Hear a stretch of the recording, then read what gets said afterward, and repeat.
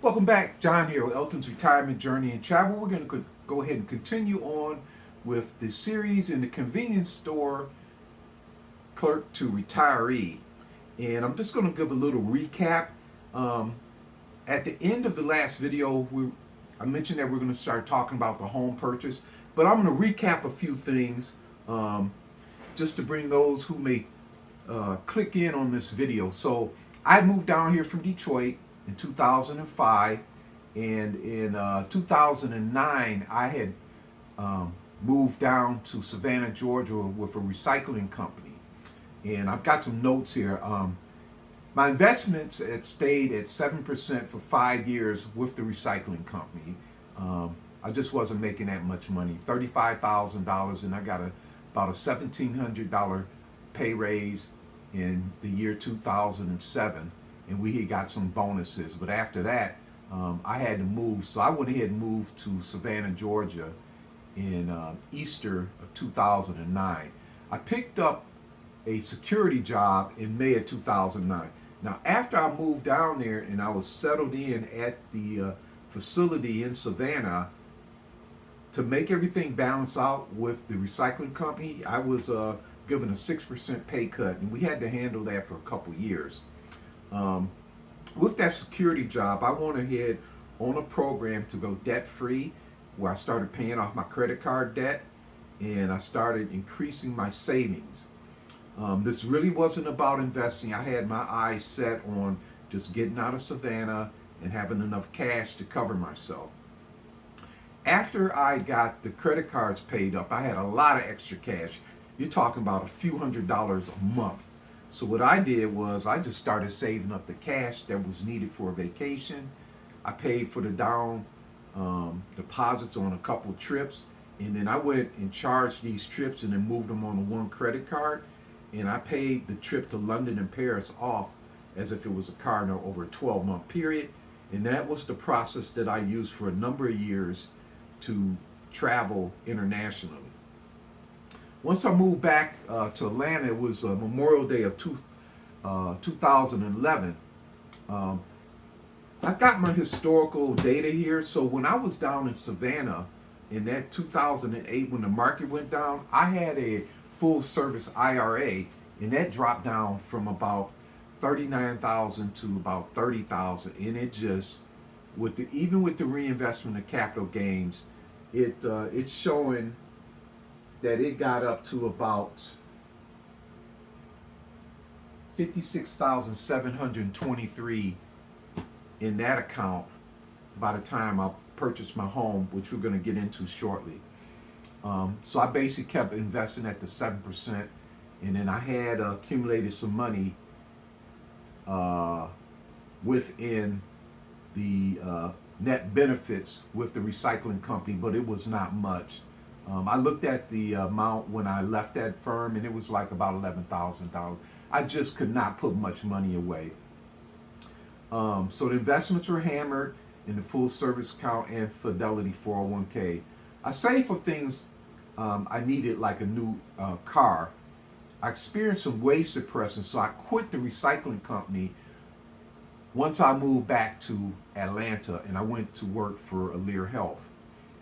Um, I was making $40,000 a year at the recycling company after 5 years and 4 months, and I just went in and said, "Look, I'm leaving."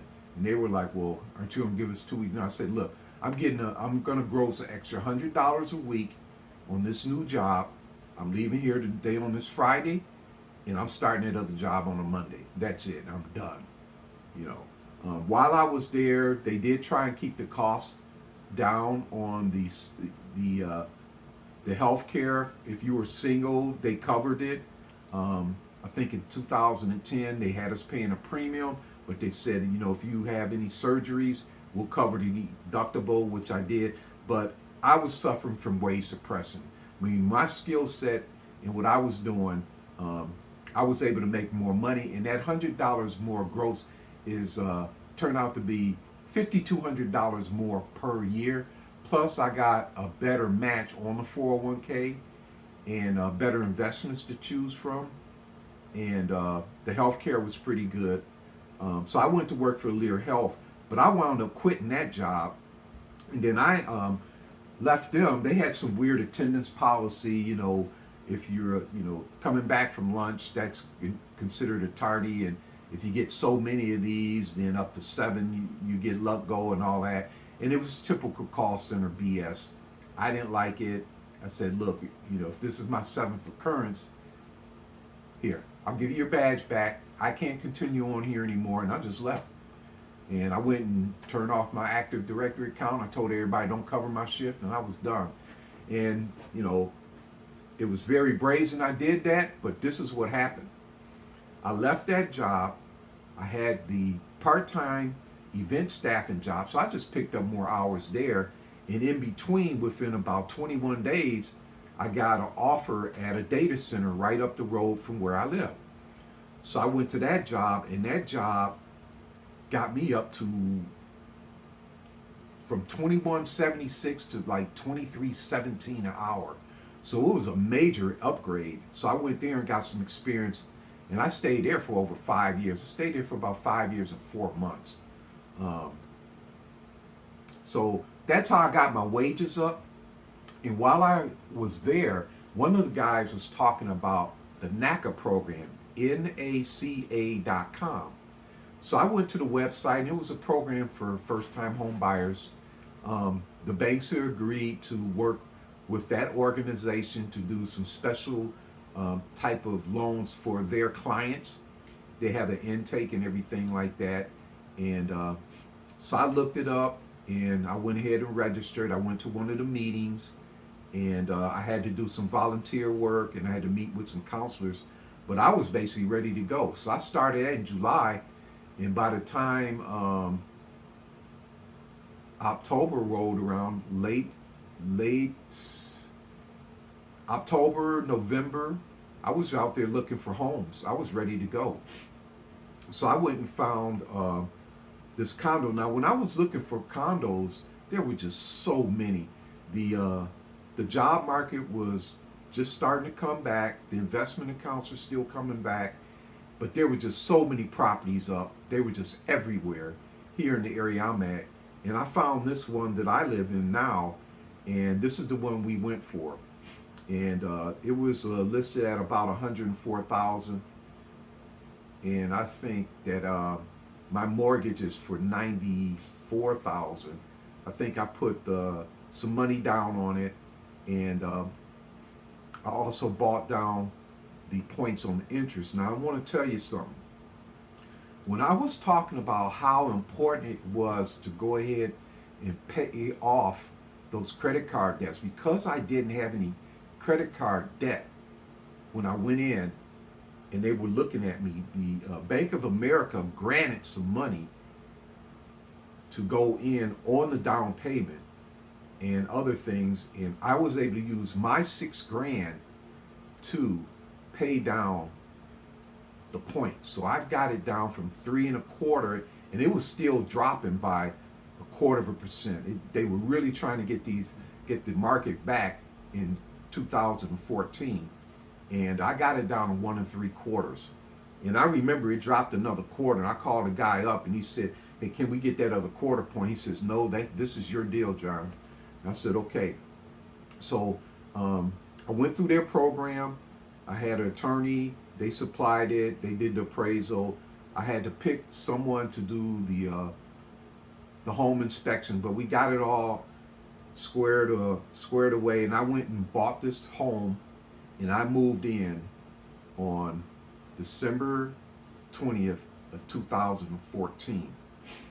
I moved in, and I got a buy on the first month of mortgage, and then my mortgage was about $500, and the HOA was about $265.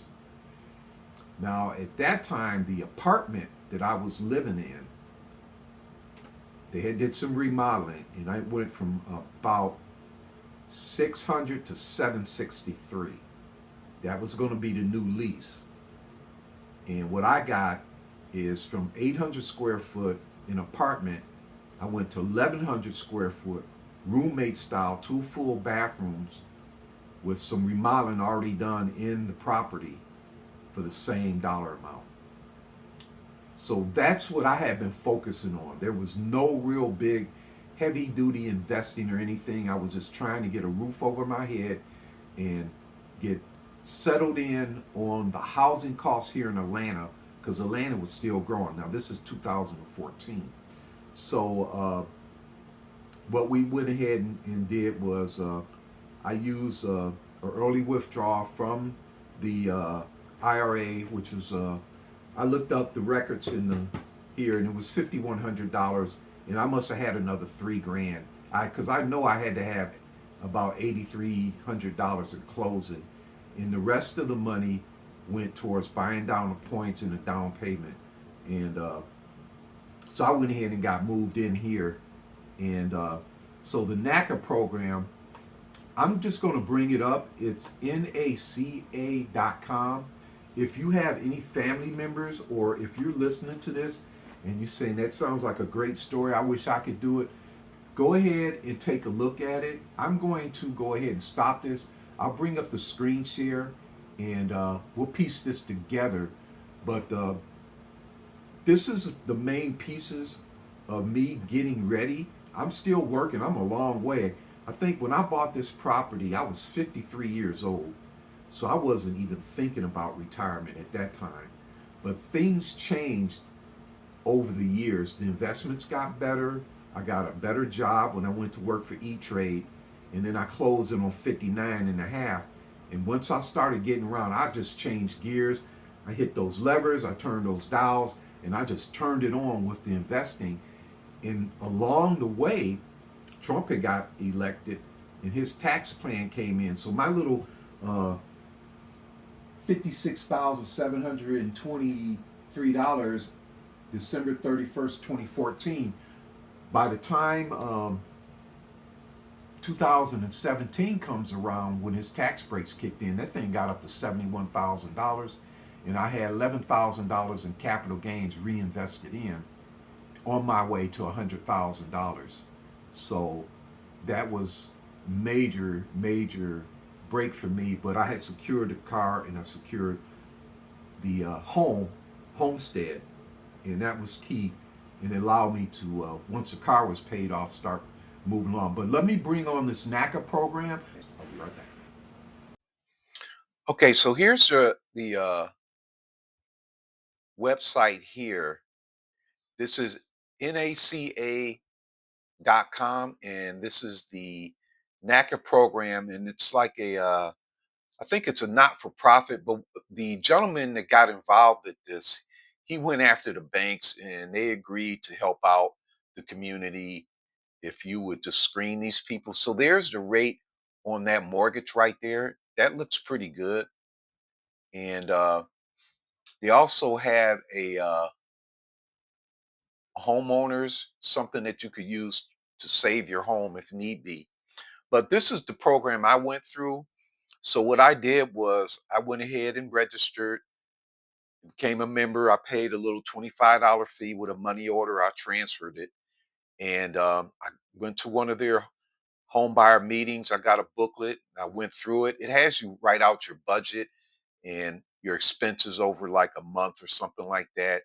And you get assigned a counselor, and you're going to need to get your bank statements together, front and back, for like the last 90 days, um, your 401k, your savings account statements, get all that stuff together, your check stubs, start keeping your check stubs so you can upload them, and you go through their program. Now, if you were the kind of person who you're paying, say, $1,300 a month for a 1 bedroom, and you're okay with it, and you know that they just gave you your new lease and it's $500 more. So you're at $1,800 a month. That type of money is probably going to be a little cheaper than you going out and trying to have all these income requirements and all that old kind of nonsense to get another apartment someplace else, pack all that stuff up and move. If it was me and I had the money, I would just buckle up. That's why I have a part-time job. Something like that happens, I could just work the other job, keep all my bills coming, keep that $100 is in my pocket. I just give up my weekends now and no hanging out with friends anymore. I'm too busy. But I will go through this program because I want to get from up under their leash, as they say, the lending lease, where they can just keep doing this to you over and over again. And what'll happen is you have that $1,800, you have everything set up, you'll be going through this program. And with so many people losing their jobs, the bank has to be holding a lot of properties. And if they're willing to do short sales and you find a property that's vacant and it's held by the bank and it's what you're looking for, this program right here can get you into it and you can buy down the points. And like I say, you don't want to be going out buying a new car or taking any trips, charging on credit cards and all that. I was scot free when I went through this program and it worked for me. So I wanted to present this because this is how I'm in the position that I'm in now. So this is the end of my presentation. I have put up this NACA stuff before. It hardly ever got any views, but I was in my infancy of being a YouTube creator. Maybe this will pick up. And what I'm doing is I'm just cataloging my steps because what I've reached is financial independence. I don't need that job. That's why I'm going into my third month of being retired.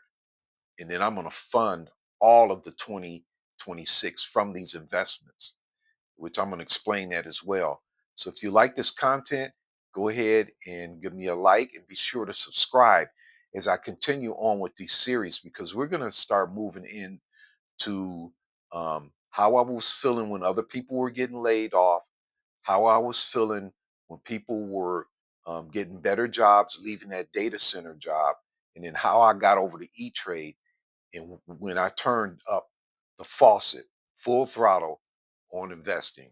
And when I turned 59 and a half, I made some moves that secured me through all these downturns because I've seen these investments drop right in front of my eyes over and over and over again. And what I've learned from the people that I follow on here on YouTube, you need to build up a fixed income. And then all that converting Roth money, I just said, screw that. I'm just not putting any money in to these anymore.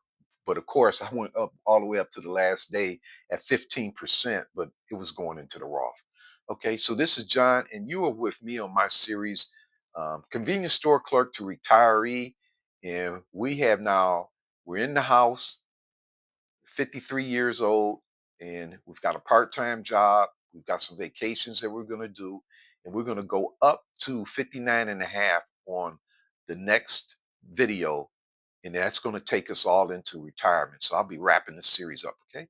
But thanks for being with me here. My name is John and be sure to subscribe and like. Thank you.